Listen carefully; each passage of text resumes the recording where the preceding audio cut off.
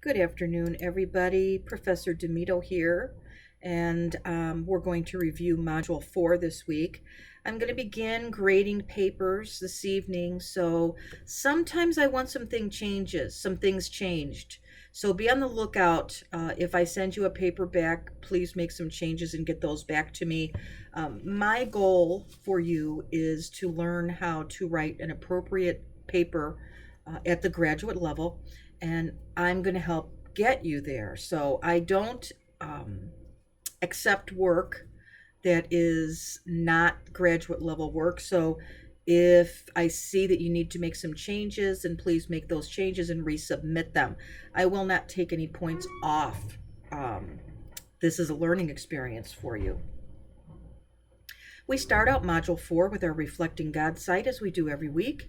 And this week's focus is on the transition from RN to APN.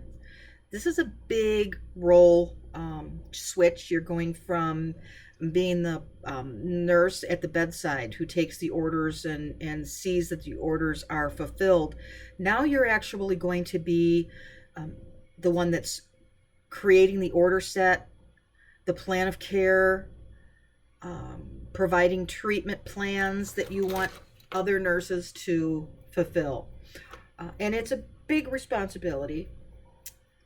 So it takes a while for some people to make that transition towards independence. That's one of the reasons that in Illinois, the state law requires that new graduates have a collaborating physician for so many hours, and that's so that you can bounce things off of that provider.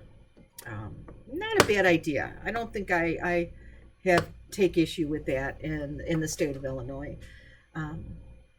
Because as a new provider, I know when I became a nurse practitioner, I was a little shocked. I was nervous because I had been working in the hospital in some kind of setting, whether it be bedside nurse, a clinical educator, and then nursing director for 18 years.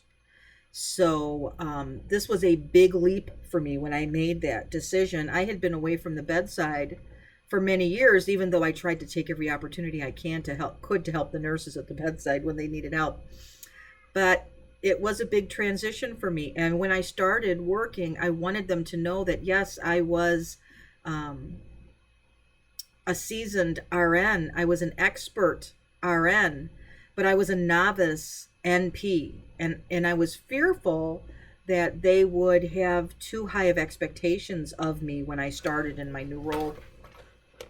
And I kind of think that they did. Well, that's what I thought at the time, but then I found out that many of the nurse practitioners experienced the same thing that I did. Once you start working as a nurse practitioner, your employer does have the expectation that you'll be able to function, semi function, um, in the field. I was very fortunate. I had a wonderful nurse mentor that worked with me in the clinic, and I worked with her for almost 6 months. So any case that I felt uncomfortable with, I would send to her, or I would go in and ask her questions. And she was a great teacher, great mentor. And after about 6 months or so, I realized I wasn't asking as many questions. I wasn't sending off as many patients. So my level of confidence was built, and that was a wonderful thing. However, I think some nurse practitioners have difficulty with that, gaining independence, trusting the decisions that they make. And that's something that you're going to have to really strive to achieve. And it is an awesome responsibility. As now, I mean, I can remember so many times at the nurse's station chatting with my nurse colleagues and saying, oh my gosh, why is the physician doing this? He should be doing that, in my opinion. Well, now you run the risk of having the RN stand around and saying, why is she or he prescribing this when they should be prescribing that? Um, so we need to work hard to prove our abilities to others, as nurses in general. I take every opportunity I can to educate others on what a nurse practitioner is all about. We get a lot of people saying to us, are you a physician's assistant? Are you a doctor's assistant? And that really used to bother me at first. Now I use it as an education experience. So I take that and I explain to them what a nurse practitioner is and what we do. Uh, we are independent providers. No, I'm not a physician's assistant. Physician's assistants work with physicians. I work independently, and I think that they don't have a clear understand. Not everybody does. I think that we've been getting a lot of excellent press lately, promoting nurse practitioners and what we do. But we need to take every opportunity that we have at dinner parties to talk about what nurse practitioners do and what our scope of practice is.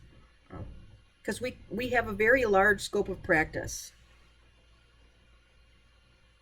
We just need to feel comfortable exploring that. So you have your readings this week, and then chapter 5 in Stanley, your week discussion, and you have another PowerPoint this week as well. You did a great job on the PowerPoints, and you have a discussion.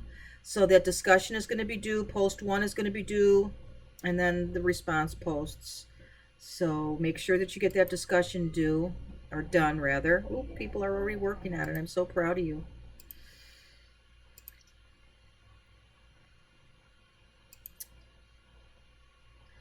Getting ahead of the game is the biggest thing. I can tell you, having just finished my doctorate program, I tried to get as ahead of the game as I could,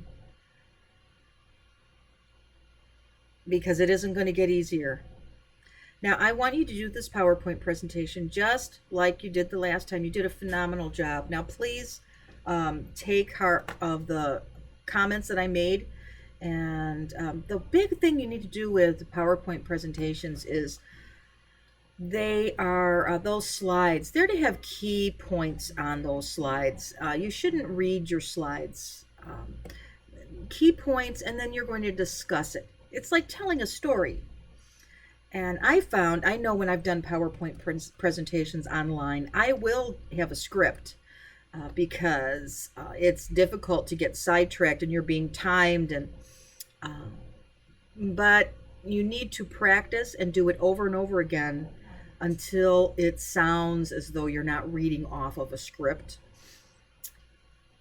And this is very important key. I had to do this multiple times in my doctorate program, and I honestly, it would take me 4 hours to do a 10-minute presentation and get it just the way I wanted it to be. So I sympathize with you. I know how time consuming a small assignment like this can be, but they're very important. Doing PowerPoint presentations and speaking in front of crowds or groups is an important piece. Nurse practitioners are asked to speak all the time about what they do, teach classes, do in-services. So this is a very important piece, knowing how to do this. All right, so I think that covers this week. And I think it's very doable for you this week. So I will get to reading those papers and getting them back to you as soon as I possibly can. And I hope you have a great week.